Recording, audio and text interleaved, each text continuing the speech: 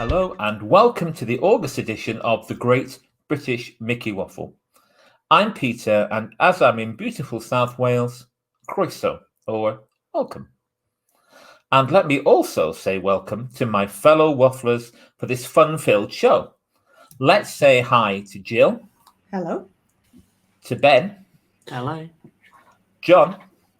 Hi, Peter. Claire. Who'll be along in a minute when our Wi-Fi catches up. Get that Wi-Fi cranked up. Becca. Hello. And Sammie. Hey there. I hope you all managed to catch the two shows that we released in the middle of July. Some great waffling with Michael Tatch and Lisa Donato Glasner. Two great shows with guests sharing their love of Disney so much. Go on, give them a listen. You won't be disappointed. In this month's show, we hope to bring you up to date with some of the exciting Disney news ahead of the 50th anniversary celebrations planned at Magic Kingdom, plus more. As we mentioned in our July Wafflers Assemble live show, there is so much great news coming out of Disney at the moment that it's impossible to fit it all in one show. But first, why not come Disney with me? It's my turn to pick today. Now, I'll go over the rules again, although we must be getting used to it by now. I'll pick a ride or an attraction, a restaurant or food location, and an experience, show or parade. The criteria for the scores are as follows. For the ride, the queue, the ride vehicle, and the overall experience. For the restaurant, the menu choice, theming, and value for money. And for the experience, the length, the quality of the audio, the accessibility in terms of time and venue, as well as disabled accessibility. Wafflers can abstain from voting if they wish, but I suspect that no one here will. Let's start. My ride is The Haunted Mansion. One of my favorite rides in both Orlando and Paris, where it is different and called Phantom Manor. I think it's very imaginative and fun. Not too scary, but just scary enough. I think it's a triumph of the Imagineer's art, and it has to be done at least 4 times on any Disney trip. Over to you. 4 times is very specific, Peter. Why 4 times? Right, At least 4 times. Okay. Yeah. I mean, who doesn't love a bit of Haunted Mansion? Like, Unless you don't like the film. See, no, I like the film. You like the film as well, but yeah, Sorry. I don't know. I mean, we're talking about the ride, so we don't have to factor in that Eddie Murphy movie. Yeah. It's actually quite fun, to be fair. We'll In a boring kind of way. A boring kind of way. I love the way the that detail of like Pepper's ghost, all the sort of things that are all of the effects and just the amount of detail that's gone into it. And like you said, it's something that we probably do. I'd probably say would be 4 times a trip. I don't think we do it that much. It depends if we could get a fast pass maybe for twice. it. I don't think we've ever done it 4 times in a trip. It's not Big Thunder Mountain or Flight of Passage. That's true. But no, it's one that I'd happily ride. It's got a re-rideability. Yeah. That I think every time, and especially now they've added the photo opportunity, that you don't know where the camera is. So every time you're looking through and you get the photo, you go back on again because you're not sure where the camera is. So I can tell you we only did it once on our last trip because we only have one photo. Yeah. Becca's just calling out Ben. Just calling it out out. there. It's earlier in the ride than you ever give it credit It for. is. It's really early. That's all I'm going to say. I've watched it very carefully and had some fantastic pictures of my kids as you're getting onto a dark ride, and then the phone gets they're bringing the phone out at the start of the ride. It's just like lacking the reverence that the You've paid all this money to go to Florida. Yeah. For me, You know? yeah, exactly. Yeah. So for me, I've got to say, I think it's the most amazing ride. I really do. It's like you say, Peter. It's the imagination that's gone into actually designing it, but the soundtrack and the theming going hand in hand, and the sound, some of the music as you're going through there. There are so many different sort of earworms. There's the hidden Mickeys, there's hidden Donald. There's the detail as you're going through, and let's not let the Eddie Murphy film sort of put it off. If you don't always, I think we've said this in a show before, don't always go for the fast pass route either, because actually the standby line through the graveyard and through some very, very clever bits that have just added a little bit extra into that standby line are worth seeing. Even if it does take an extra 20 minutes, it's worth it. Yep. I was going to say, as the queue is one of the criteria, it's one of the better queues that Disney have for sure. Yeah, I've not thought of that being as part of the criteria, Sammie, and I think it actually is. And that we're talking about a few years ago now when they actually added that into it, and it really does add an extra dimension to the bit before the stretching room and before you actually enter the mansion itself. And I really do. I've enjoyed that part of it, and like I was saying to Ben and Becca, I don't feel it's necessary to always get in the fast pass line, because you do miss out on an awful lot. And also after you come off the ride, if you're looking for an extension of the actual storyline of the ride, you'd still need to stay awake to all of that, because as you're exiting, there is so much still to be seen. And instead of doing what my kids do, getting the phone out and walking straight on, have a look. I'm just saying to people, just look and absorb what's particularly up to the left as you're exiting. And it's just, I don't know, it's just the detailing from start to the very finish is just second to none. Also keep an eye on the floor. You never know what's hidden in the concrete. This is true. Yeah. Claire's been very quiet. I'm actually just listening to everyone's opinions, and I think I agree with almost everything that everybody said. I think for me, the Haunted Mansion is completely characterized by Buddy Baker's Grim Grinning Ghosts and the amazing audio that you get running through that attraction, because it is the same piece of music, augmented and inverted. So, the music is turned up on its head, and it's slowed down, it's sped up, and it's the same piece of music used over and over and over again. It's so clever. And I love it. And I think, it's one of those, as you say, there's the earworm that goes through your head for the rest of the day. If you can get off the attraction and not be singing Grim Grinning Ghosts, then there's something wrong with you, in my opinion. So I think it is, and I know we've rated the rides previously, and Haunted Mansion / Phantom Manor came out top of all of our views. And I think there is something about a really classic dark ride with such an amazing theme, the attention to detail, the intelligence of the Imagineers, and the audio that just fits together perfectly. Yeah. It's a great choice, Peter. It's not perfect. It's practically perfect. You get the Pepper's Ghost scene of the ghost dancing.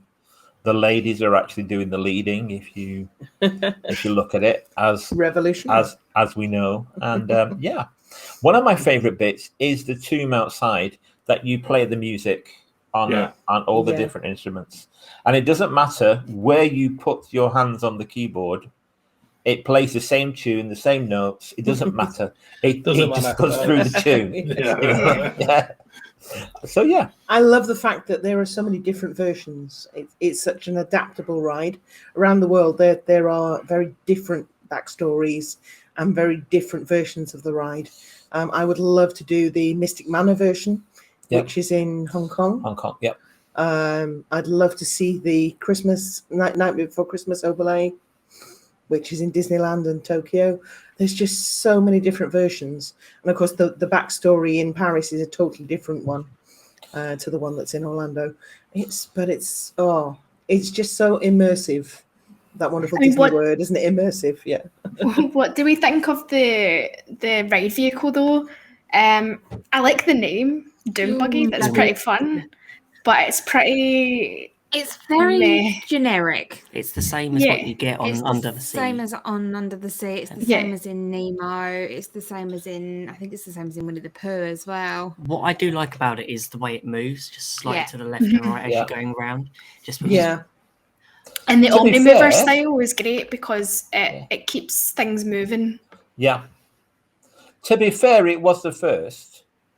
Yeah. I mean, just be grateful that they didn't keep the name. I mean, they could have called it a poo buggy in Winnie the Pooh. Gosh. Go on, Becca. You were good. Go on, Becca. It could be called the I poo pot. like the narration that you get as you go around. On the Winnie the Pooh ride. You get around in a honey pot. But no, I like the narration actually that you get on the Magic Kingdom one. And I've for a while I've liked Phantom Manor, but I've always felt something was missing. And it wasn't until recently that I realised that's what it was that was missing. It was the narration as you go around. Okay, are we ready to score it out? I think we are. I just want to give one shout out to the cast that work on that attraction. Oh yeah. Because that makes the immersion of the queue it just elevates it. I know we've mentioned several times before about the cast that work on Haunted Mansion, but yeah, they do an amazing job, and I don't think I could work there. I'd be too smiling, too happy to. Okay, are you ready, John? Yeah. Are you ready to take the I've got me paper and pencil ready, and I've got my spreadsheet here as well. I'm all set. Wow. I'm all set. Let's not start with. Not promising the maths is going to be quick, but hey. Okay, so let's start with Claire. I'm going to give you the scores from the Greek jury on Haunted Mansion this evening on location. It's not some dodgy Zoom background. It is actually really Greece. So queue line, I think Fast Pass queue line is a bit rough and a bit nondescript. It doesn't really do anything at all, although you do get to see the nice surroundings of the the landscaping or lack of, which is cleverly put in place. I would say that I think the queue is probably a 6 for me. So in terms of ride vehicle, Dune Buggy, I like the fact it does what it's meant to do, which is to shield your view from things you're not meant to look at. So in that way, it's perfectly functional. It is a little nondescript, and it is a bit. It's now common, but it's perfectly comfortable, and you can sit 3 people in it quite comfortably. So I'll give it a 7. And overall theming, outstanding. I will give Haunted Mansion a 10. Well done, thank you. Okay, let's go to Sammie. Okay, so for queue line, I do quite like the queue. I think it's fun. Obviously, we love a pre-show. We've got the stretching room, which is one of the best pre-shows, I would say, in Disney. So for queue, I'm going to give it a 7. For ride vehicle, I'm also going to give it a 7. There's certain things I like about it and I don't like about it. I like the Omni-Mover. I like the way it moves and stuff like that. But again, it's kind of a boring ride vehicle, perhaps. So 7 for that. And then for overall experience, I like a more thrilling ride, but at the same time, love Haunted Mansion. So I'm going to give it an 8. Cool. Let's go to Ben. Okay, so what was the first one? The queue line. The queue line, including the pre-show. Yeah, I'm going to give it an 8. I just think it sets the scene for the attraction really well. And I mentioned about the cast members. For the ride vehicle, like everyone said, it's the original sort of Omni-Mover, and I think it suits the attraction really well. I'm going to give that an 8. Okay. And overall immersion, nothing beats Haunted Mansion, so it's going to be a 10. I'm doing very well with my choice here. Yeah. Becca. So because I've never done the standby, and I've only been told it's really good, but I've done the fast pass, and I do love the pre-show. I'm gonna give it a 7. for the queue line. For the ride vehicle, everyone's said everything that I can say on that, so I'm going to give that a 7 as well. And for overall immersion, I am going to go with an 9. Yeah. Cool. Fantastic. Gillian. Well, for Q line, I'm going to go 9. Admittedly, I'm thinking more of the Paris version here, and the fact that the queue really has this sense of spooky occasion. You have quite a long time wandering through this garden, and building up the spooky atmosphere. But yeah, I'm going to give it a 9, including the pre-show. The Doom Buggy, the ride vehicle, I'm also going to give that a 9 because yes, it does what it needs to do, but also how many ride vehicles have their own name? I mean, that's just cool. And overall experience, it's got to be a 10. I absolutely love this ride. Okay, thank you, Jill. Right, before we go to John, I will go next, and then we can go to John for his. For the queue, I'm going to give it a 9. I like both. The tomb that you play the music on is cool. And yes, of course, the stretching room. That's fantastic. So yeah, I'm going to give the queue a 9. The ride vehicle. Somebody told me that the ride vehicle is meant to represent something like a coffin, but I could be wrong there. But it's black and it looks wooden, you know. But again, 9 for the ride vehicle. It does its job. Yes, it's not the cutest ride vehicle ever, but I think it does its job really well. And 10 for overall experience. It has to be. There's no other you can have. John, what's yours? Yeah, very similar to you, Peter. And I've got to say, I think everyone's sort of discussed the difference between sort of the standby and the fast pass queue line, and that to me is one where I think you kind of wonder if they could actually maximize the true potential of that bit before you get to the pre-show as well. So for the queue line, I'm going to give it an 8. For the ride vehicle, I think very much because it was the original. And I think this is where we've got to understand that when Haunted Mansion was actually designed, the actual Doom Buggy was so ahead of its time and so sort of groundbreaking. And whilst now people are looking at, we're looking nearly 50 years later and thinking, oh, well, maybe it's a little bit dated, but actually to put that into the park and into the ride must have been something else to begin with. And I know it's temperamental at times. I know it goes through days where it goes down once or twice and such like, but a fabulous, fabulous idea. And I'm going to go with an 8 based around it's sort of standing in history more than anything else. And for my overall immersion, I think the music alone it's worthy of a 10. So that's where I'm going with that.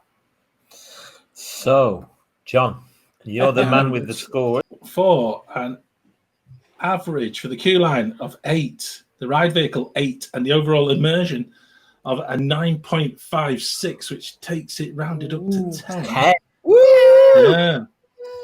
Haunted Mansion has got a final score of 58. Wow. Which is exceptionally high and just 1 point behind Flight of Passage. Oh, Wow. Which is I'm really surprised by that. I thought they at would come that, out above Flight of Passage. but Yes, so am I. yeah. Do you know what, that shows that we all enjoy classic as well as modern attraction. That's true. Yeah, it certainly does. And I think as well, it is that overall immersion. And I think that's, that's where I think we spoke about it on a Wafflers Wednesday when we were talking about dark rides, and it really did shine when we discussed that. So if anyone's not caught that, get onto our YouTube channel and just go and find the Wafflers Wednesday talking about dark rides, because it really does hit home of just how much this ride is loved by so many. I mean, even on that night, there were so many people in the chat were talking about how good Haunted Mansion was as well. yeah. Cool. Right, let's move on to my choice of restaurants. Up to now, we've looked at quick service places. So I thought this time we'd go right to the other end and we'll have what Disney call a signature, a posh. The poshest of the posh. Well, no, not quite the poshest of the posh. I was thinking of doing Victoria and Albert's, but in the end, I didn't. I went for Yachtsman Steakhouse. Now, Yachtsman Steakhouse, when we did it last time, one of the best things was the waiter, who was, how would you describe him? Let's say he brought whole new levels of camp to our experience of Disney Server in a wonderfully hilarious way. He called us, my lord and my lady, and kept joking with us, and he was just utterly hilarious. He was a show on his own. Definitely. Lovely guy, and definitely enhanced the experience. Apart from that, because you can't guarantee what kind of server you're going to get, the atmosphere in the restaurant is great. Definitely don't take a vegetarian, because there is a big cabinet of meat that, if it's your first time, they take you to the cabinet of meat and tell you exactly what the cut is, how old it is, where it's from, and give you the full run over of meat, essentially steak. Yep, they have some interesting things on the menu. Just before we were talking about the onion rolls, which are spectacular, and the mash with bone marrow, and it's not bone marrow mixed in, or it wasn't when we went. The bone marrow wasn't mixed in with the mash. You had a piece of bone with the marrow in it, put in your mashed potato, which you then had to scoop out and mix around. And the quality of the food is just spectacular. So I am recommending Yachtsman Steakhouse to anybody who hasn't been, who is not a vegetarian and can afford it. I was going to say, Peter, are you willing to pay for us to go so we can try it? It's on you, Peter. It's on you. That's why I always stuck with counter service, because it was cheaper. Yes. Well, if Disney do allow us, we are going in January. So if Disney do bring back paid for dining plan, we will still have the couple of $100 that we're going to get. So we might end up with a dining plan and a couple of $100. So if you can make it in January, you never know. Is there room in your suitcase? Thanks for the invite. Okay, so I've never been. Who's been? Has anyone been? No. Yeah. Me, obviously. Yeah, I know you guys have been. No, I've never been. No, I've never been either. I like okay. Yachtsman. As you say, Peter, so I'm not a big red meat eater, other than it sounds really bizarre. I do like a really rare steak, but I wouldn't necessarily choose lamb, pork, all of those things. There is some really good fish options on the menu. So if you're not a red meat eater, but you do, or you're a pescatarian rather than a vegetarian, there is definitely things that you can have. And I think that as you say, the atmosphere is lovely. The serving staff we've had have always been outstanding. We've always taken the kids. We have no issue taking our children to signature restaurants. And the attention that they've had has been outstanding as well. I think the attention to detail in terms of the way the meals are constructed is very, very clever. And they don't always go for the easy option in terms of the way the dishes are put together. So it is truly signature in experience and food. The wine list is one that you might want to take a sharp intake of breath before you choose from.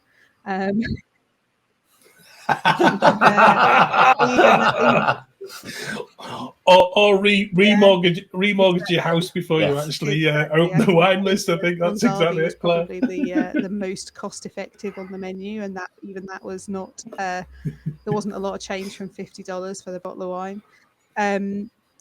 But it's a really lovely meal, and we have tended to park.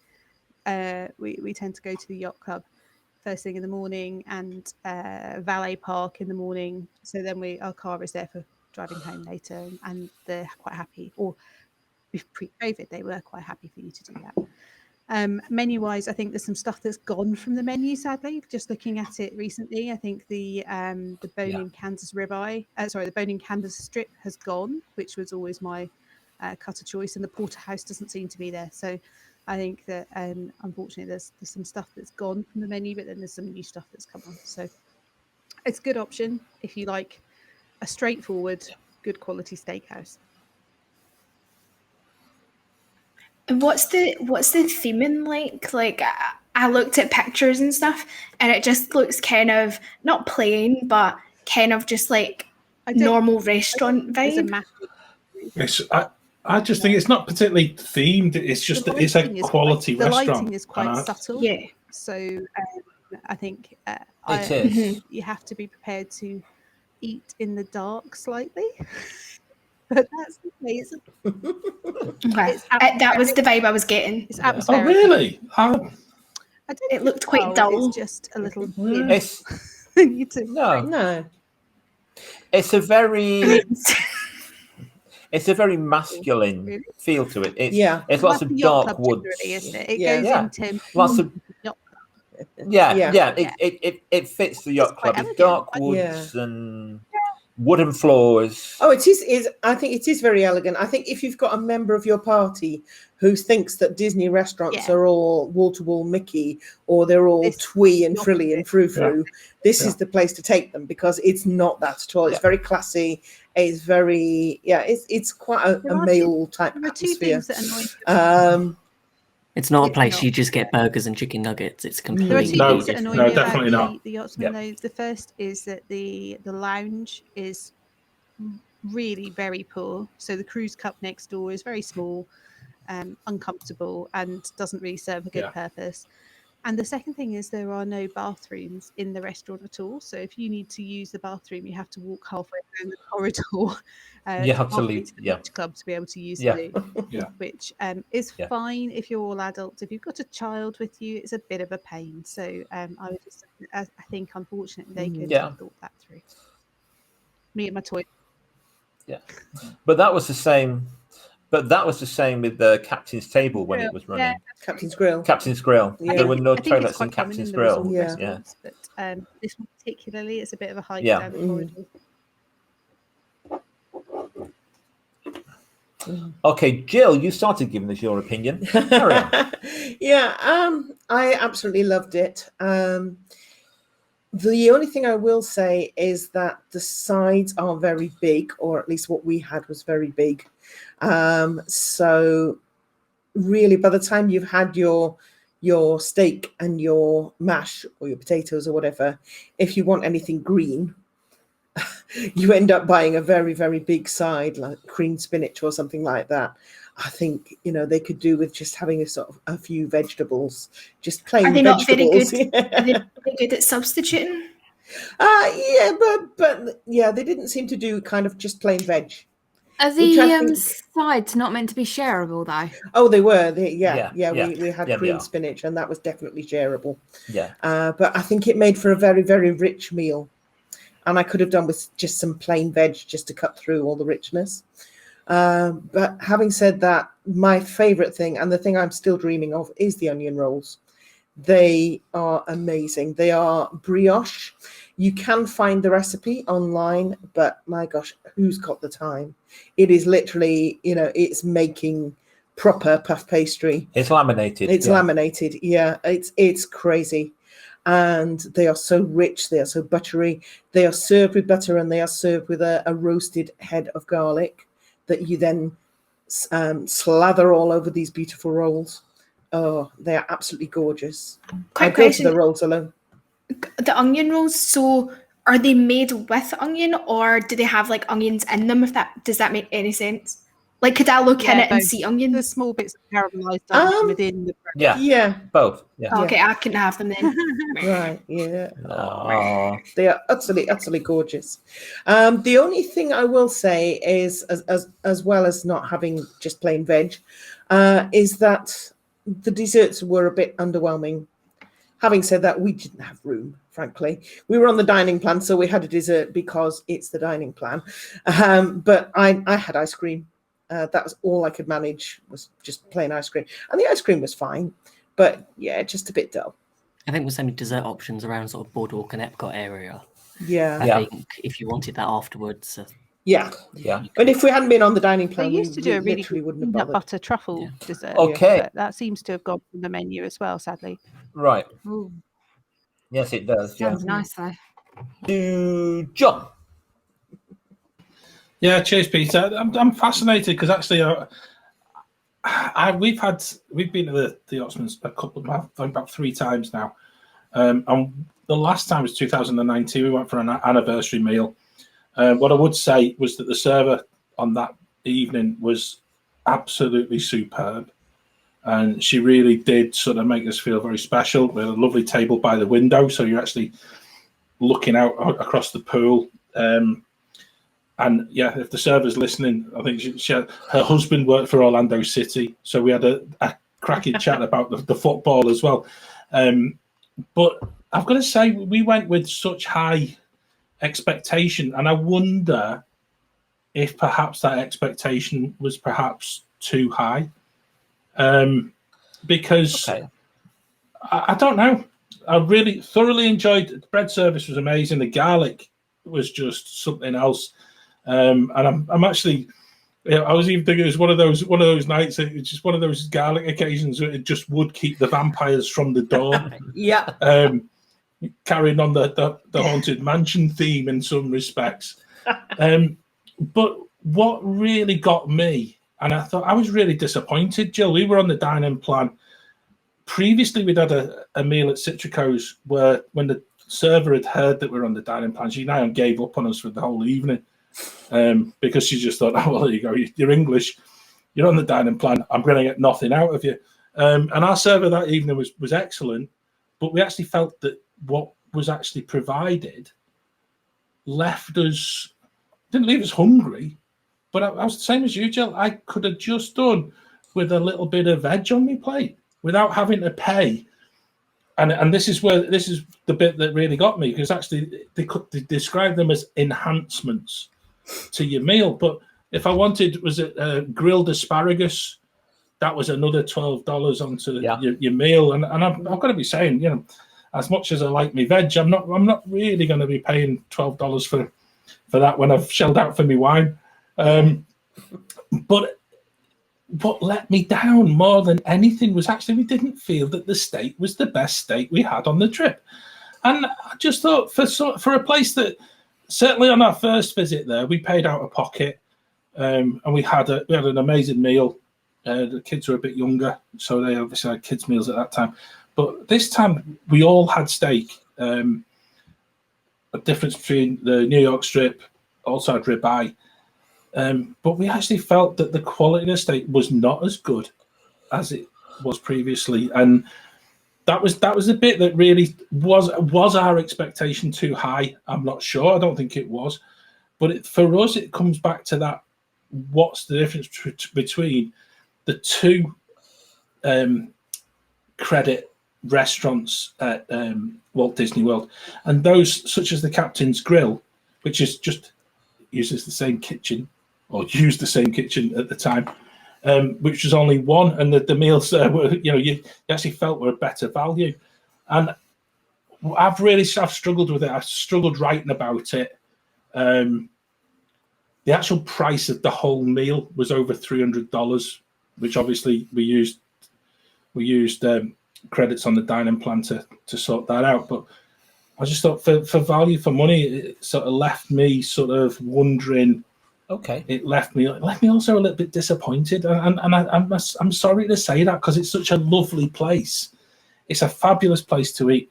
But what was telling for me is in 2019, it wasn't as busy as it had been on our previous visits, and I thought that told a tale of its own. So, yeah, I'm maybe like I say, maybe I just set my expectation too high. For us, it was an anniversary meal. We were staying at the yacht club. This was the biggie of the whole holiday, and actually, it didn't step up to the mark, and Okay.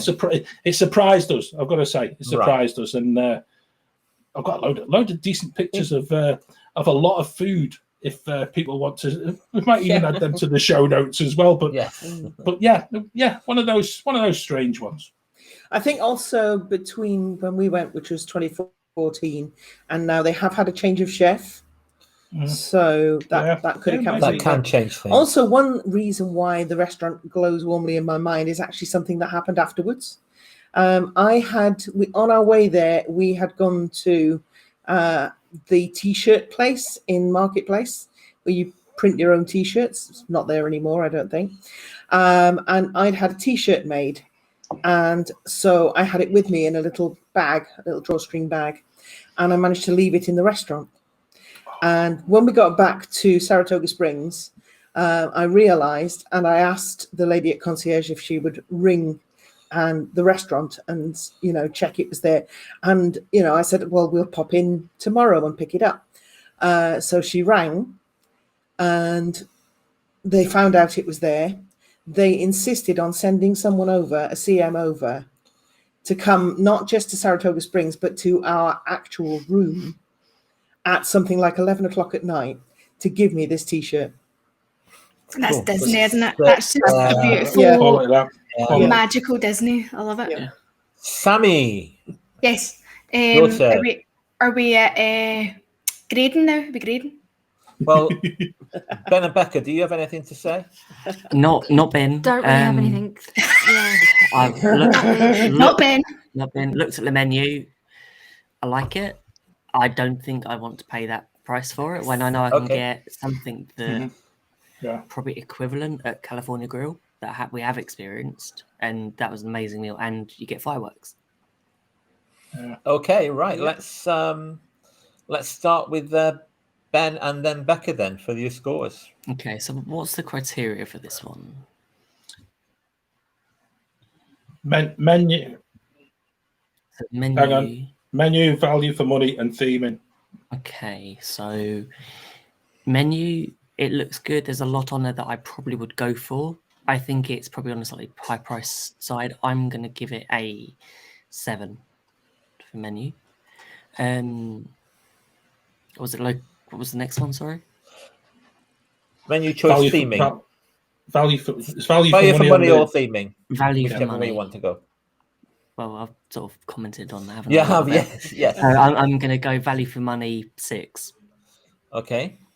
And And theming, I'm going to give it a 6 as well. Okay, Becca.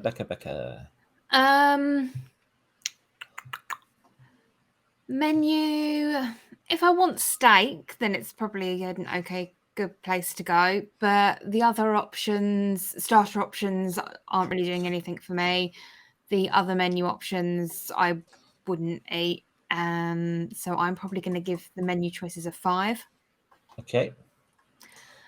Value for money, $53 for a steak plus $12 for a side or enhancement, as they're called. So that's what, $65 for a meal. That's very, very pricey. And that doesn't include drinks and puddings. You have to remember it's a signature, though. Do you know what I mean? Like, you have to. Yeah, I know, but I don't think a steak is ever worth $53 though, because I'm not much of a steak eater. Depends who's paying. Yeah, it depends on who's paying. But yeah, so value for money, I'm going to go for a 6. I don't know what the restaurant looks like. I walked past it a couple of times, but from the descriptions that people have given tonight, I'm going to give it a 6. Okay, John. Thanks, Peter. Do you know I'm really going against a lot of what I've said. The menu, I think is really limited.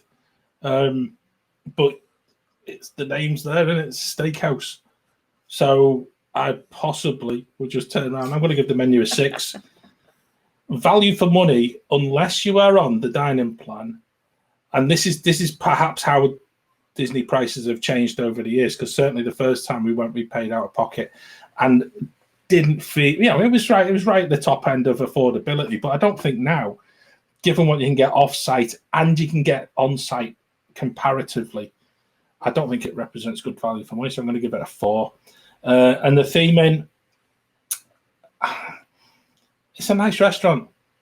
I just think they could do a bit more with it. And I feel as if I'm really sort of giving it a kicking on the ratings here tonight. But it's a 5 for me. Ooh, okay, Claire. I think the menu is fine if you're a carnivore. If you're not a carnivore or you're vegetarian, and goodness me, let's hope you're not vegan, it really doesn't work. I think the clue's in the name. It's a bit like blankety blank. Because of that, I'm only going to give the menu a 6. Value for money. I kind of agree with you, John, that you can get equivalently good steak, if not a bit better, in other places at a better price point. I think going back to like 2015, it was outstanding. I think it has perhaps not stayed at that same level. And so I'm going to give the value for money a 5. And theming, I think I said earlier, it's just a little bit nondescript. I'm hoping that maybe it's the next of the signatures to get an overhaul. I think it could do with a bit of love and attention. So theming wise, I'm going to give it a 5. And I like the steakhouse. I like the Ottoman. I'm the same, Claire. It's kind of heartbreaking when you're trying to rate something quite constructively, and it's a place that you've really enjoyed eating. And you have to break it down, and you're like, ooh. Yeah, and you're looking back, and I think your point there, Claire, about looking at other places, particularly on property, which offer a lot more value for money. It's a real balancing act to be had. And I was just to say, I think for me, the key telltale sign is it at the top of my list to make an ADR for my next trip, and this one isn't. There are others that are much higher up the list. Yeah, too right. Okay, Sammie. So menu choices, which I think are pretty good for someone who eats like a normal person, unlike me who does not. Although, surprise, I actually do quite like steak. But it has to be completely cremated. Like it has no pink, no red, no nothing. Like I cannot. It has to be well done. Because like if there's any pink in it, like it just freaks me out. So, but menu choice, I would say a 6. Then for theming, I'm going to give it a 5 because I generally prefer something a bit brighter, a bit more exciting. And for value for money, I just kind of have to go off what people have said who've like been there. So I think I'm going to give it a 6 for value for money because I'm thinking Disney prices. Do you know what I mean? Like, so 6. Gill. Okay. Well, I'm going to start with menu choice. As has been said, it's not really the one to go to if you don't like steak. There are options. If you've got veggies in your party, if you've got non-steak eaters in your party, there are options. But it's not necessarily a destination place to go if you don't like steak. I wouldn't take a veggie. I just wouldn't. No. But yeah, if you like steak and you're there for the steak, then yes, there's plenty on the menu. But I do think give us some veg. Chuck in a couple of carrots. Bit of broccolini, you put it everywhere else, Disney, come on. And and some more interesting desserts wouldn't hurt. So I'm going to give it a 7 for menu choice. It's good, but it could be better. For value for money, if you're paying money as opposed to Mickey money, I think it's going to have to be a 6 for me. As I say, it was great. The thing that draws me back is the onion rolls, and you can get those I believe in the Crew Cup Lounge. They serve the sliders in them, so I think that would draw me back on their own. But yeah, Theming, I will give it an 8 because I actually did like the sort of understated gentleman's club kind of vibe. I think it pulled that off more successfully than the Turf Club in Saratoga Springs, which was also trying for that and really didn't hit it for me. I did quite like the atmosphere. So that's me. Right, so that just leaves me. Menu choice. I would rather somewhere that does a few things well than does 100 things and doesn't really do them well. From what I had, I'm going to give it an 8. I think my steak, when I had it, was very nice. And yeah, it was really good. We said value next, didn't we? Mm-hmm. Value is a funny one. I think the steakhouse is more than the sum of its parts. I really enjoyed it. I would say I would include in value the atmosphere and the service and things like that. That's all part of the value. So I'm going to give it a 7. And the final one is the theming. Yeah, I quite enjoyed the Gentleman's Club style theming. It was nice. It was a nice change to the brightness that you get in other places. It was a nice change. So I'm going to give that a 7 as well. Okay. So for the Yachtsman Steakhouse, and actually, again, I think we've come to a very definitive answer, and with an average for each of the sections for menu, value for money, and for theming, it's an average of 6, and a final score of just 46. Where's that? Is that middle or near the bottom? That brings it lower than Katsura Grill, Blaze Pizza, and the Flame Tree Barbecue. By a bit of a distance as well. So I think it's, don't worry, I'm sure whatever I pick, it'll be like lowest because like everyone will be like boring. As long as you don't choose Electric Umbrella or Cosmic Rays, Rays, you'll be fine. Spoiler, it's going to be one of those. I was going to say, I think Peter made a really interesting point that actually it's probably greater than the sum of its parts. And I think we've had that a couple of times. When you start breaking things apart, you go, well, actually, that bit's not great, but that bit's not great. Yeah. But I did have a good evening. It's a bit like when we look at sort of things like Big Thunder Mountain and things. Exactly. It's Again, it's so subjective, you know. Like Yeah. we're only like, how many of us is there? 7? We're only 7 people, you know, and it's really an hard average to of us. not been either when you're basically basing the scores off of a menu. Yeah.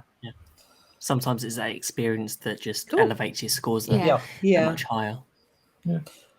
Okay, and talking of experiences, you did that on purpose, didn't you, Ben? That was smooth. Right. And finally, my choice of event is the Candlelight Processional. Now, for those of any people who don't know what the Candlelight Processional is, it's masked choirs and the Disney singers, Voices of Liberty, and a celebrity narrator. And it's kind of like lessons and carols that you get at Christmas time.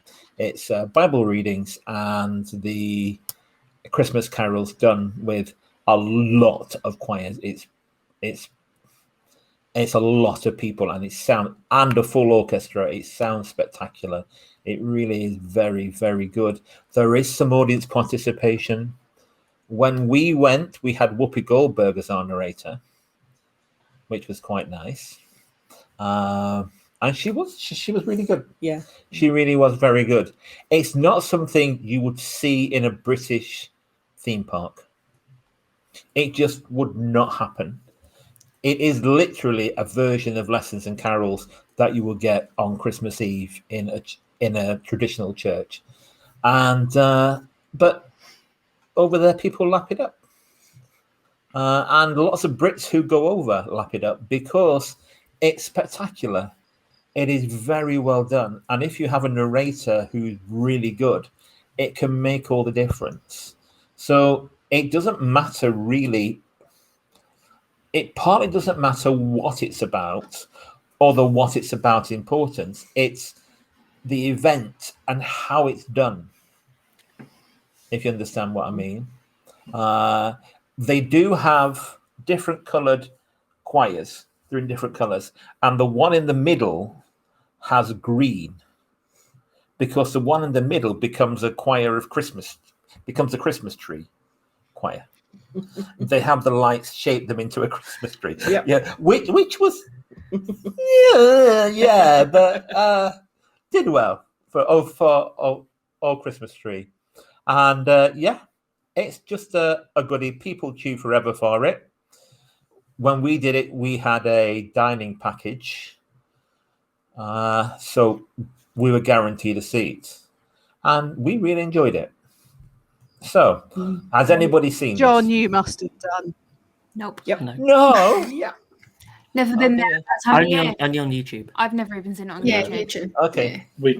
We did. Seen bits of it. I'm with you, Peter. It is the most amazing thing that you would ever. You don't feel as if you're in a theme park. You are completely transported to a different place. It's quite ironic, isn't it? We're carrying on Christmas in July into August, and if anyone's never seen this, and you are across in Epcot in November, December time, please just go and watch. It is the most amazing thing. It's spine tingling. No, I've seen it on YouTube. I've just not been there at that time of year, and do you know, I do have a bit of an issue with the whole glitz of the whole thing. I find it just a little bit saccharine, unfortunately, the whole Christmas tree choir thing and the horrific Kermit the Frog costumes that they have to wear. It just seemed I know it's a massive thing to be chosen to be in the choirs. They absolutely, their audition, it's a massive deal for them. I personally just have a bit of an issue with the overproduction and glitz and glam and the American tunes to the carols that they use. That's just How long is it roughly? Is it an hour? Or is that long enough? It's about 45 not, minutes to an not hour. as long as Night Lessons and Carols in the theme. Yeah, I was going to say, it sounds like it's a bit too long for me. No. Yeah, I mean, it's one of these things that, you'd only get it in America. You talk to people in this country and they say, I'm not going to go to a theme park to see a carol service. But it really is an incredible occasion. I mean, you've got the music, you've got the choirs, you've got the narrator. We had, as Peter said, Whoopi Goldberg, and yes, she had a little bit of fun with things. Obviously, you've got Whoopi Goldberg, you expect her to have a little bit of fun with things, but she served the story. It wasn't all about, oh, look at me, I'm a famous narrator. It was basically, this is the story that I'm telling, and she did a great job. And I would love to see Neil Patrick Harris. There's loads of people I'd love to see do it. I think I would only go and see it if there was someone I really wanted to see doing the narration. I think that's the only way you'd get me to sit through like an hour of like biblical stories. I think it does make a difference, though, Sammie, and I think that's where they're very clever. They're very clever in the range, the whole range of different narrators that they choose for the whole season of Candlelight Processional. Yeah. And I think as well, I think I'm with you, Sammie. I think it does matter who you go and see, and I think that also enhances your experience, because even when you look on YouTube as well, you find that some of the shows can range from 50 minutes up to an hour, and I think that depends on how good the narration is and how the narrator actually carries that Christmas story as well. So that's possibly another thing to bear in mind. But someone who is not famous might be a spectacular narrator. Absolutely, Peter. Absolutely. It's Also, I think if you just want to hear a bit of it, you don't have to queue. You don't have to have a seat. You can just walk past or stand at the back, and you'll see it and you'll hear it. But obviously, being sat there, you have all the atmosphere. You have the chance to join in. Nobody will make you. Nobody will turn up and prod you in the ribs if you're not singing. Don't worry. But you have the chance to join in with one of the carols if you want to. The atmosphere is just lovely. It really is beautiful. Is it on the stage in the American? It's in the American theatre, American Gardens Theatre, Ben and Becca, from what you've seen, what do you think? It looks good. If we were there that time of the year, I'd probably do it. But it's we like Christmas, so it's it's just one of those. Is that perhaps part of the issue though? And don't get me wrong, because it is definitely seasonal. Yeah. You know, so I don't think it'd suit very well in August. No, but you never know with Disney, do you? If you can get Halloween in August, you never know. You can do Christmas in July. But it doesn't, it does not sort of transpose itself towards that earlier sort of Christmas bit, which then means that the time that most people are going to see this is during peak time. It can be difficult to get into. Like Jill and Peter said, if you do a dining package, that's a definite sort of way of ensuring that you get a seat. And I struggle with that because I think certainly when we saw it, it was with very, very young children in 2008, 2009. It strikes me as it's one of those ones that you have to please go and see it. It's just if you're there at that time, but we've then chosen not to go at that time of the year, so we then you then feel as do you miss out? No, you watch it on YouTube. And so you're then sort of watching something else. It's a balancing act. I don't think I don't think there's a right or a wrong answer to all of this. Yeah, it's like we've been during like June before, and we've seen what was that Guardians thing music out on that stage on the same stage, Into the Beat, and you have all the sort of different festivals. So there is always something happening on that stage all throughout the year. It's just sometimes it depends on if we've only missed it by a couple of weeks. We've been first 2 weeks of November, and it doesn't normally start until the last weekend of November. Tends to start after Thanksgiving. So which makes the parks a lot busier and. Well, but it fits though, doesn't it? At that time of year, it does fit. It really does. We went the first 2 weeks in December. The first time we went, I can't go now because I can't get time off work around that time. But the first time we went was first 2 weeks in December, and the parks weren't too bad. And the Candlelight Processional was relative. It's never easy to get into, but it's relatively easy to get into those first 2 weeks. Yeah. Is it like getting a fast pass, a flight of passage? Well, at the time when we did it, this is 2010, you had to phone up. So we had to phone up and book the dining package. I'm glad we did, because actually when we went out, we came out of our meal, we went to Tepanedo, and when we came out, they were already queuing for the showing that we were going to while they were in the middle of the showing of the previous showing. So going in for it. You're watching it as you're queuing. Well, they were queuing. They were queuing right down to they were queuing Japan. Queuing right down to Germany. So all those people at the front of the show probably just left after the probably front of the queue probably just left after the show finished. But I have to say Whoopi Goldberg did a great job. I will always remember one thing she said was that when she got to a decree went out that all the world should be taxed, she said some things never change. So scores. Let's start with John this time.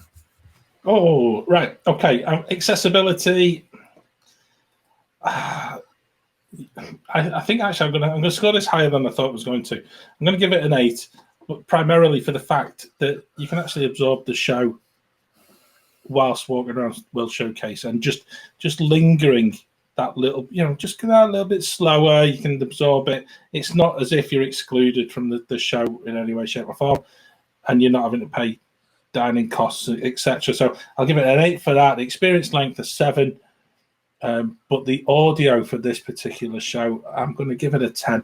It is just at that time of year, it is that most wonderful time, and it really does just give you that massive uplift when you're on a holiday where you're there over Christmas, and it drags every single element of Christmas together, and I like that, and I think there's something that. I know it really bugs you, Claire, but there's something about the Americanization of Christmas that you just lap it up. You become mush whilst you're there. It's like going to see Santa at Downtown Disney, and it's just one of them. Yeah. So 10 for the audio. So, for me. Okay, Claire. We've got accessibility. I think in terms of where it is location-wise, you do have to buy a park ticket to be able to see it. But it's in a good place. It's free if you want to queue. So accessibility is good. The only issue is it's only on at Christmas, but that's when it should be on. So I have no issue with that. So accessibility, I'm going to give it 9. I think it's great. In terms of length, I think 45 minutes to an hour is perfectly acceptable for most people. Anything over that might get a bit uncomfortable for small children. But yeah, I think that's fine. I'll give it a 9. Audio. So you're right, John. It does grate ever so slightly in terms of I'm possibly coming from. I knew you would say that. I spend most of the Christmas season at home singing in concerts and Christmas gigs, and the fact that this is something that I do frequently every Christmas. So the whole absorption of Christmas through Christmas carols for me is like, it's a bit of a job, to be honest with you. It's not it's great, but I also am deducting a point for the fact that they use the wrong hymn tunes for the majority of the things that they're singing. Nobody likes the old Little Town of Bethlehem tune that the Americans use. So I'm going to give it an 8 for the audio. Sammie. So for the length, I think 45 minutes to an hour is maybe a bit too long for me to sit through something like that, as I'm a bit of a Scrooge. It's just generally not my kind of thing. So I'm going to give it a 4 for time. I could maybe do it for like 20 minutes, 30 minutes, but for like an hour is just pushing it a bit for me. So I'll give it a 4 for length. And then the audio, I'm a sucker for like a choir. I love a choir. I love the sound. I love harmonies. I love that kind of thing. But again, the content isn't exactly for me. So I think I will go for a 7 for the audio. And then accessibility, it sounds like it's pretty accessible. There's more than one show, and it's free and all that stuff. So I think for accessibility, I will give it a 7 as well. Okay. Becca. So I love Christmas and I love Christmas carols, but I have never seen or heard this show, not even on YouTube. So I'm going to do something that we've never done before, and I'm going to abstain from the vote. Okay. Oh.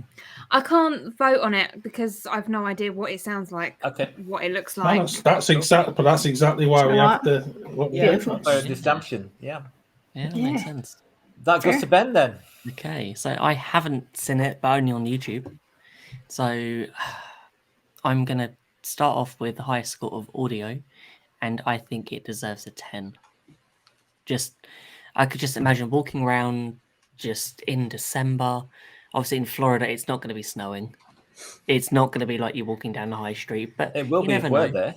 It can be arranged, Ben. It can be arranged. It can be arranged. Got a celebration. There could be a celebration. Snowing nightly 3 different times in the evening. I think accessibility, I'm going to give it an 8. I think because you're going to have a park ticket if you're in Epcot anyway. You're going to be in the park and you can queue, or you have the option of paying for an extra package to have the dining package and cutting the queue and also having a nice meal as well. What was the other option? What was the other criteria? It was length. So I was going to say it was 45 to 60 minutes. So I think if I'm going to wait for a reasonable amount of time to queue into it, I want to be there for a reasonable amount of time. So I think 45 minutes to an hour, depending on who it is. Well, obviously, Whoopi Goldberg, it's going to be very popular, so you're going to queue longer, but actually seeing her would be great. You'd rather it be possibly longer than an hour, but obviously those seats aren't the most comfortable. So I'm going to give that an 8 as well. Thank you. Gill. Yeah, accessibility. I'm going to give it an 8. As has been said, if you've got a park ticket, you don't even have to go. You can just hang around at the back and watch and listen for some of it if you want. But if you do choose to get a seat, you will get the full atmosphere. The length, yeah, I think it's about right. It doesn't rush the story. You get a lot of performance, you get a lot of the choirs, a lot of the music, which is great. It doesn't feel too long when you sat there. And particularly if you've got a good narrator. And audio, it's got to be a 10. Yes, of course it's the American tunes. We know this. We're in America. That's fine. For me, I spend a lot of time every Christmas playing and singing carols as well. And I quite like having the different ones for a change. It's a nice little change up for me. So yeah, it's a 10. Cool. Right, for me. Accessibility. Yeah, we mentioned it. It's in the park. You don't need an extra ticket, etc., etc. Whoopi Goldberg's an atheist, and she said she was an atheist, and she really enjoys doing this for the event and for what it is, and I think that's it really. It's the event is accessible, the atmosphere and things like that. So yes, I give that an 8. Sound 10. No doubt. The way they have all the mics linked up and the orchestra and everywhere, it's just fantastic. And the last one is length. Yeah, just the right length, really. Just nice time to have a sit down if you've been wandering around the parks all day and be entertained. But not too long that kids or even you get fidgety on those benches, and you get a nice little program, don't you? You get a nice little program, which is nice to help you sing along. So yeah, okay, I'd give that 10. Candlelight Processional, and obviously I think some high scores there for the audio as well, sort of really helped its final score, and with the taken into accommodate Becca's abstination from this, which was absolutely superb. So a final score for Candlelight Processional of 58. Which is not bad. It's a really high. That's a really high score, and actually puts it third in the list, right? Behind Phantasmic, Boo to You Parade, and I've got to say that's a surprise, really. So do you know that shows us that we're an absolute sucker for music and audio. Yeah, in a show. I'd agree with you, Sammie. It really does. I'd agree with you. Right, well, thanks, guys. There were some interesting points made there, some very interesting points. And now to John for the news. Yeah, thanks, Peter. I think we said in our July Wafflers Assemble, there is so much news coming out of Disney at the moment. It's such a wonderful thing to see. Having had so many months where we've not had anything coming out. So if you missed out that July Wafflers Assemble, we went and we discussed things about that coming up for Christmas. So again, look at that. Christmas in August once more. But also in this show, we're going to focus on what's coming up in the build-up to the 50th anniversary. We did promise people on the live show that we would do this in the podcast. And I've got to say, there is so much news. We're going to spread it all around. We're going to try and be succinct as we wafflingly can. But I'm going to start it off because I've got to say, just as days before we actually recorded our August podcast and some 16 months after it closed, there was the welcome sight of the monorail traveling between the Transportation and Ticket Centre and Epcot this last weekend. So, yeah, we're into July, 18 months after, and it is just amazing that you can now get back on the Epcot monorail.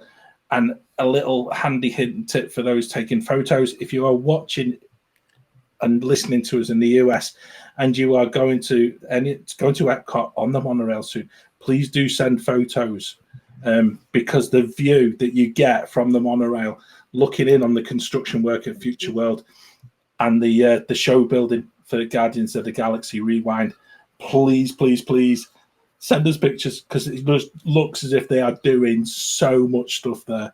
It is quite incredible. We're thirsty. We're thirsty for knowledge. We are. Yep. We are. But it's strange though, Sammie, because it's one of those things that because of where the monorail comes into and out of the park of Epcot, you actually get, it doesn't matter how high the walls are that they've put around it, you're getting to see some of this construction that we've not been privy to for such a long time. Yeah. And that excites me because they've done so much in this time, and it's brilliant. It's lovely to see.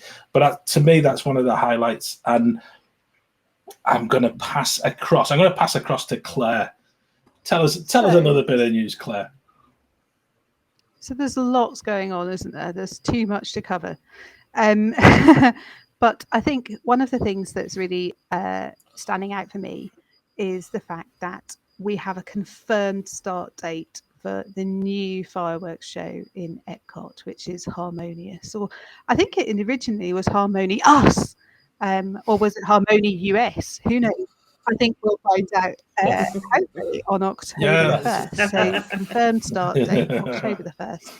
I can't wait. I'm so excited to see exactly what they're going to do.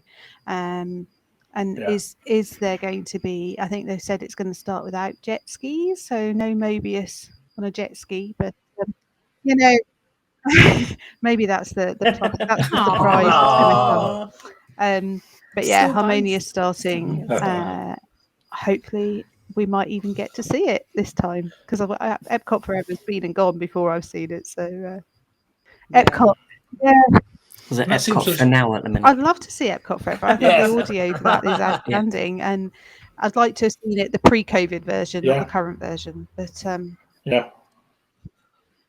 I just hoping, we've all had a bit of a dig about the Stargate and the floating tacos and all of that stuff in World Showcase with you. I'm just in the back of my mind telling myself, the Imagineers know what they're doing. It's going to be outstanding. I'm sure it is. Yeah. No, it's not like it gets windy or anything in Orlando. I just like the idea that they're going to be waterfalls during the day. Yeah, it's going to be interesting to try and cover them. So, we'll find out. From the testing that I've seen, I don't know how well that works. Well, do you know what? All I know is that UK got a bit wet, which is maybe extra theming. Do you think this is going to have a splash zone? They're going to give out ponchos as you walk around while showing. Becca. The ponchos. Although actually, you could probably get away with the poncho on this. It's not a water ride, so okay. Yes. Cool. I'll take the next one then. In the Magic Kingdom, Disney Enchantment begins on the 1st of October. Let's face it, Disney enchanted us all years ago, but this is going to be the new show that replaces Happily Ever After, which means I've never seen Happily Ever After. The biggest thing for me, a part of this Disney Enchantment, isn't just the fireworks show that's going to be before Happily Ever After. It's the projections that you've got on as you walk down Main Street, and I think so. It looks very similar to what they've got for Mickey's Mixed Magic in Disneyland. I think as well, Ben. I think there's a couple of issues at the moment where they're actually building new launch sites for fireworks as well. On the outer perimeter of Magic Kingdom. So there might well be an enhancement there where we're going to see, as we did, with some of the parties and etc., where you get the 360 fireworks or even just the 180 view, if you're sort of that little bit further down Main Street, where you can actually get the fireworks. It just is the most amazing thing when you get. Do we have to pay $12 extra for the enhancement? Thankfully, it's not like the food, is it? I actually think, Sammie, this just looks amazing, and I think just allowing that creativity to sort of filter down Main Street, and I think for a lot of people, there's a little bit something Osborne Lights about it that excites me. Yeah. And being surrounded by lights as you walk down. And we're all okay with that. Yeah. Yeah. Oh, yes. But, Oh, but you yes. just but you just wonder whereabouts is going to be the best spot, you know, because I know I know we've said this before about being in the best part of the hub or whatever. I wonder, to get the real full But effect you'll all of be this, trying to get you my might need spot to be down by the further down Main station, Street. won't you? So definitely. Looking at Tokyo, they've done something similar on their Main Street World Bazaar. They've done projections on the walls of Main Street, and it looks incredible. So if it's that kind of thing, and I can only assume that, as Disney tend to do, each iteration of these things is better than the last very often, and I'm sure they've got amazing things in store for us. Yeah. I think as well it's as well that the technology is moving at such a pace as well. Yeah. And I think what they're finding is when they start to keep pushing the boundaries of what the technology can do, something else opens up. And so when somebody's asking the questions, can we do this? Is actually, oh, yes, we can. Yeah. And let's see what we can take into the parks. Because, you know, you think of the very first sort of projection shows onto the castle, you know, that was amazing to begin with. And then they had some projection mapping. It's gone to such a degree now that, you know, and basically anything is possible. Yep. Yeah. Given the technology. So it's a bit like, talk about projection mapping is when they turned Spaceship Earth into Death Star. Yeah. Yes. And Mike Wazowski. And Mike Wazowski as well. Yeah. They've been trialing different things. Yeah. The past few years. It's nice to see Imagineers being able to just sort of flex their creative muscles and being able to see what is coming. And certainly I think, is. Talking of Epcot, I might take the next bit and go for, was it Guardians of the Galaxy Cosmic Rewind? We mentioned before about projection mapping, that I think that Epcot is going to be a big part of the 50th, but later in the 50th. What do we think of how, because I know Johnny mentioned about, because Disney a few years ago when they mentioned about Epcot and how it's going to be a multi-year transformation, was always to start off with Guardians. Yeah. It's been building for years. Yeah. And also you think about it with, you know, the Ratatouille ride as well. Yeah. Within France, and just how this for Epcot as well, it's just going to be a case of evolving throughout the time that hopefully all of us get the chance to go out there to enjoy these celebrations for the 50th. And I think Guardians, Tron, even Ratatouille at the very beginning of it, there's so much there for us to go that is brand new to people going from the UK. I still want to do Mickey and Minnie's Runaway Railway at the studios as well. So, do you know, it is just becoming a list that becomes quite endless of new attractions, new experiences, and what a way to celebrate a 50th. And it's a great way that Disney have announced it for 18 months. Yes. Oh, yeah. And because it means that it's available for more people and it's not just an exclusive. It means it'll still be going on when Epcot hits 35. Yes. We could well do the usual Disney stuff where it spins out to 2 years. No, it'll be 40. All right, 40 then, not 35. Yeah. 40. 40th. When Epcot hits its 40th birthday, it'll still be for another 6 months on the 50th. Yeah. Cool. Smart people. Yeah. Who wants to tell us about the new thing coming to Animal Kingdom? Because this does sound rather intriguing. And I think somebody's nicked all of those jet skis from Epcot Forever because they've decided that the amphitheatre that used to do Rivers of Light, the evening so-called spectacular that I really loved, obviously, you can tell, can't you? Anyway, they've decided to do something on the lake there and actually make use of the amphitheatre, which is actually a brilliant place to see. But it's something called Disney's Kite Tales is going to make its debut again on October the 1st. But jet ski based, and again, they've just teased out just such little information. But this sounds something that they've actually obviously decided that from what we've seen of Epcot Forever, because that worked absolutely brilliantly in that first incarnation of Epcot Forever. And I think this is, again, it's going to be a daytime show rather than nighttime. So it'll be on at different times during the day to go and see. And I've got to say, I really fancy that. It'd be something completely different. A wee jet ski show? Why not? Yeah. Sounds fun. Yeah, why not? Well, they've got the jet skis left over from Epcot forever. They Yeah. might as well use them. Exactly. Rather than they gather dust. Do you reckon one of Yeah. them driving one of the jet skis are going to be called Mobius? I'm hoping the music sounds like DuckTales with kite tails rewritten over the top of it. Oh, that'd be cool. That was so good. It's so good. So then the next thing, the 50 golden characters across all 4 Walt Disney World theme parks. So like guests will be able to interact with Disney Fab 50. So there's Yeah. going to be costume characters all in That's gold. No, golden There's statues. no. little It's actually golden statues, Sammy. Yeah. Oh, statues. Yeah. Yeah. And it's That's just, cool. it does sound as if it's I don't know, just something completely different, and something. If anyone's ever looked closely in the hub in Magic Kingdom, where there used to be, seemed to be a lot more of them and a lot more accessible. But there was little statues of each character, but they're reeling out across all the 4 parks. I really think this could be something where, hopefully, with the technology available, and maybe they're talking about guests being able to interact with. Yeah, that's with what I was this. like. Interact. What did they mean? No, that's what I mean, interact? Sammy.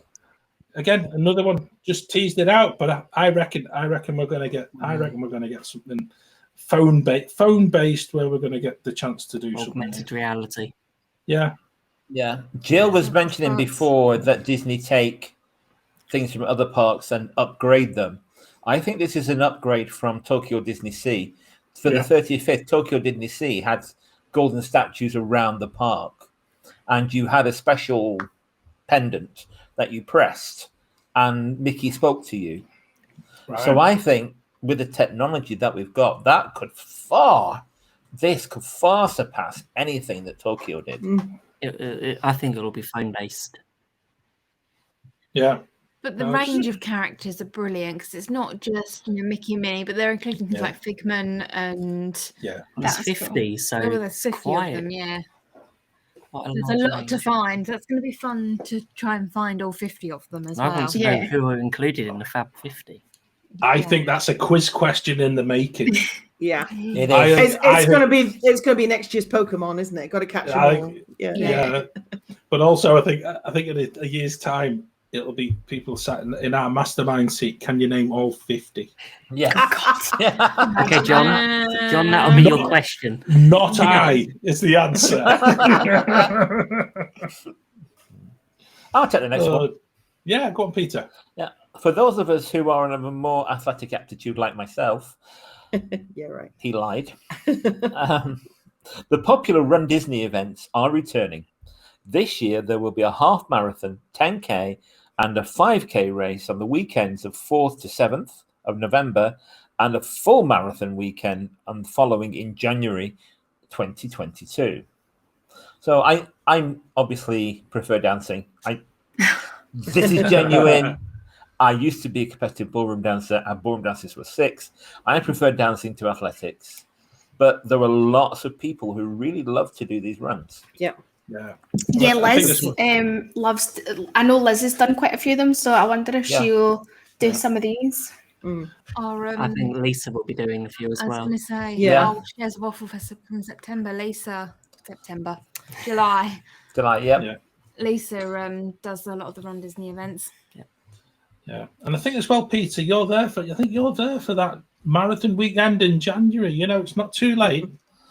Get into practice now. It'll keep, Oh dear. it'll keep you warm when the temperature Are you- drops. is in that a January. challenge, John? Are you challenging? Claire, he- No, I he- couldn't possibly. House to do that. 5K. He might be there for the Okay. November one, so I'm there on holiday, John. Okay. do you know what? I will stand Do you watching know- him go by while I'm eating Joffrey's donuts. Yeah. And, Yeah. clap them I am. past. I think that's probably the best sport. idea. Well, see, now I think I need to check with my plans and make sure that we're not at I'm Epcot already for thinking, the yes. 7th of November. Yes. Yes. Yeah. But It's it's pretty busy. the thing is, people stop, don't they, and have photos with characters Yeah. during the race. So, is it a race? Maybe, possibly. Lots of I'm not people love walking it. So what do I know? I'd walk I it and could just. walk it Yeah. easily. Yeah, 5K, yeah. I could walk easily. I've done There's a two challenge if you get out 10Ks. there. Takes Yeah. about I've done two 10Ks, both dressed as a chef. So there you go. That's a There you go, we surprise knew- to everybody, isn't it? we knew we were onto something there, Peter. There you go. That marathon in January is not too far away. Don't you worry. It was about 20 years ago. Oh dear. Come on, let's move swiftly on. Who's going to take the next news I'll item? take the next one. Go on then, Becca. So there was a bit of an unexpected announcement earlier this week. Well, this week in time of recording, anyway. There is an update to PhilharMagic coming to both Walt Disney World, California. Is it coming to Paris as well? It is, As yeah. far as And we know, Paris? Yeah. So they are adding a scene from Coco. So Yeah. it's the first Pixar animation to be included in PhilharMagic.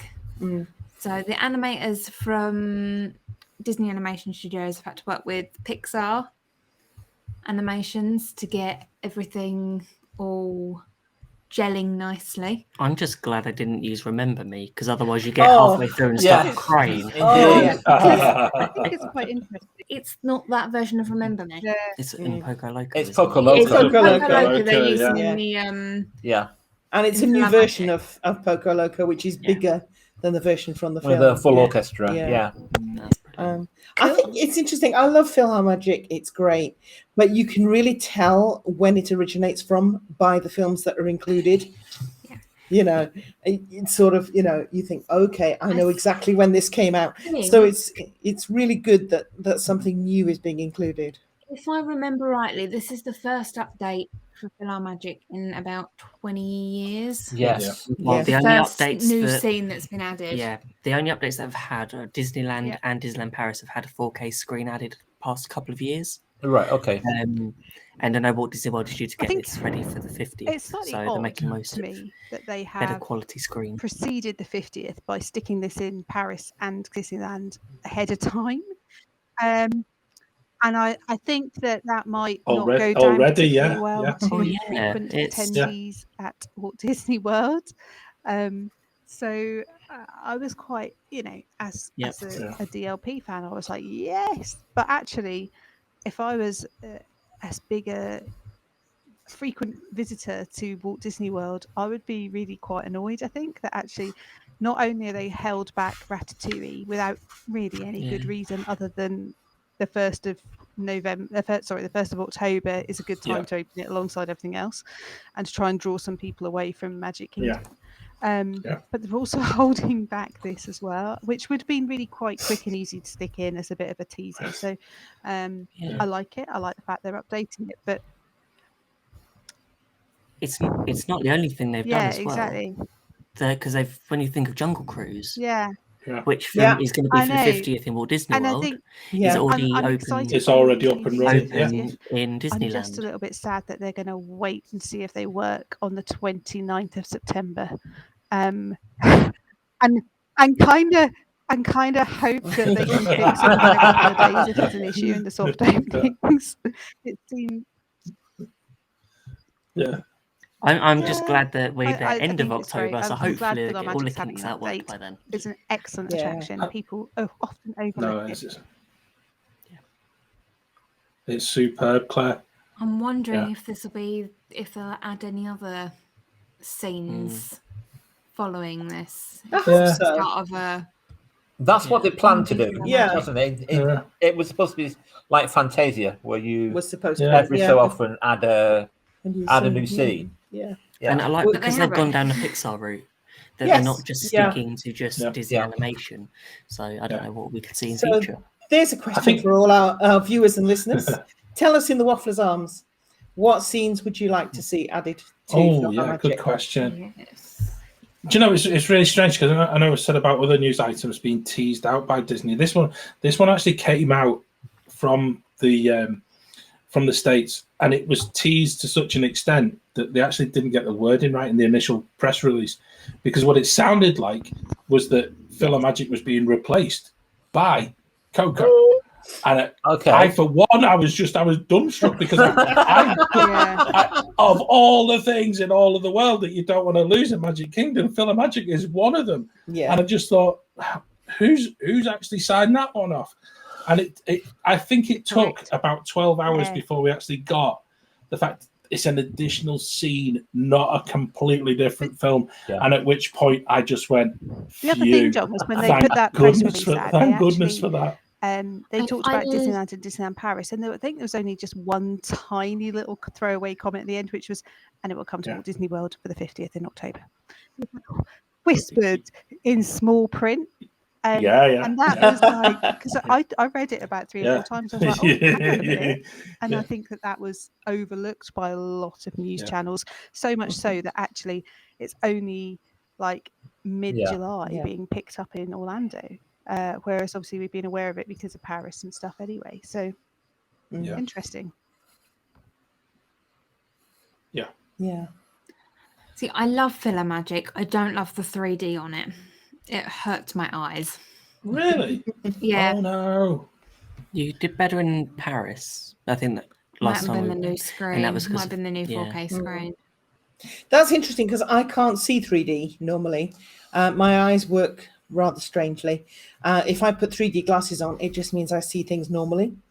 But it kind of works for me with the new screen. I do get some of the effects. So yeah. You know, my dad's the same. He can't see 3D properly either. Yeah. Interesting. These people have got X-ray. It's X-ray vision that they've got instead. That's what it is. That's right. They've plussed out their sight and they're now on X-ray vision. That's what it is, Jill. Yeah. I think it's to do with people's eyes focusing individually as opposed to focusing as a pair. Yeah. I haven't got a clue. I'm going to clue. I think it is. Yeah. I'm going to go to the optician tomorrow and find out. Yeah. Do you know, I'm going to wrap up the news, because if this section isn't as overflowing with news already, Disney have actually announced the reopening of Port Orleans Riverside and French Quarter for October, which is fantastic. They've also got All-Star Sports reopening in December, and there's also a promised refurb of guest rooms at the Contemporary. And I don't know if any of you guys have seen some of the pictures of this, but they're modeling each of the rooms on a monorail, with a little bit of an accent of the Incredibles on the furnishings and in the corridors.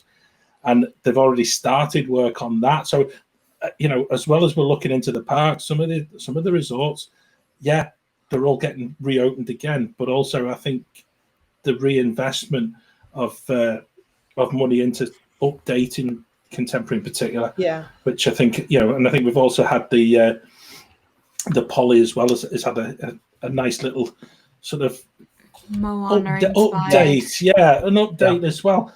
But again, all of this is just hoping to welcome guests for the 50th. But the one in Contemporary, I've got to say, that monorail look within, it doesn't come with the smell. I hasten to add. I've checked it out. It doesn't have a monorail smell. Yeah.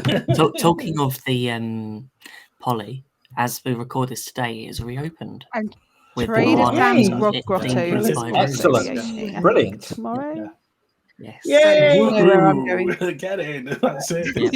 Of course, that's what Have you ever been, Claire's Sammie? Well, but No, I'm absolutely buzzing. I'd love to go, but I wouldn't want to go myself, and I'm usually there myself. You know what? It's so mostly find a place you a could buddy go to go. on I'll your drag own and just Jason sit or there. something. It's fine.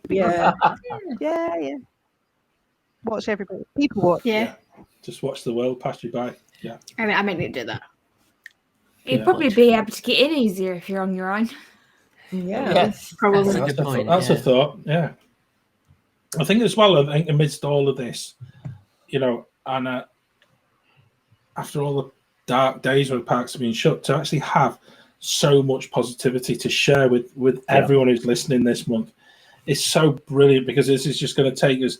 It's going to just take us into that whole sort of cusp of the 50th, with the vibrancy back at Walt Disney World. And as a podcast, we love to share that positivity. And this has been a long time coming of having so much news to actually share. That's absolutely superb. So No, we've been trying to avoid park chat as much as possible, but now it's like it's brilliant.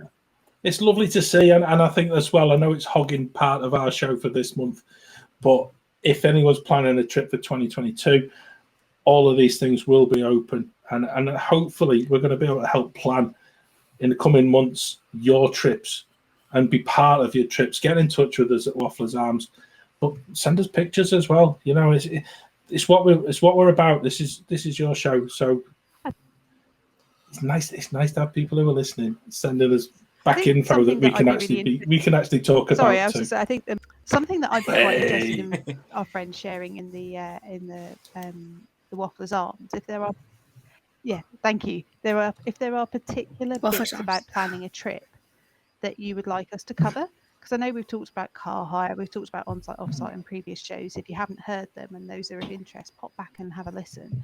But if there's anything specific that you think you'd like us to have a waffle about, then let us know. That would be so good, though, Claire. And I think as well, I think we come back to that argument again of, do people plan or don't they plan? And that might be a place to start next month. It might well be, yes. It might be. That is such an exciting amount of news, and I'm sure there's more still to come. Thanks for joining us this month, and if you enjoyed our waffle, do check out our website, www.gbmickeywaffle.com, where there are links to all of our shows. So, what else do we have to offer?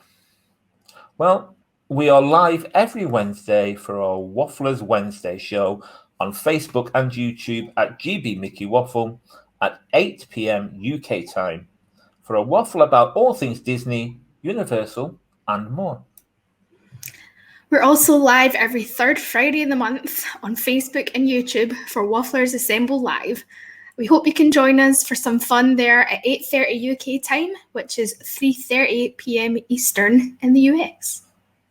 Don't forget, we also have our mid-month Shares a Waffle podcast out on the 15th of each month with special guests from throughout the Disney community. You can find them at the same podcast place as you found this show. Remember to subscribe so you never miss a podcast show. And remember, we also have our own Facebook community, the Waffler's Arms. Come and check us out with all the fun and games there. It is bring your own drinks though, guys. So it just remains for me to thank everyone for listening and watching this month. I'll do that again. So it just remains for me to thank everyone for listening and watching this month. From all of us here at the Great British Mickey Waffle, there is just one thing left to say. Waffle on! Waffle on!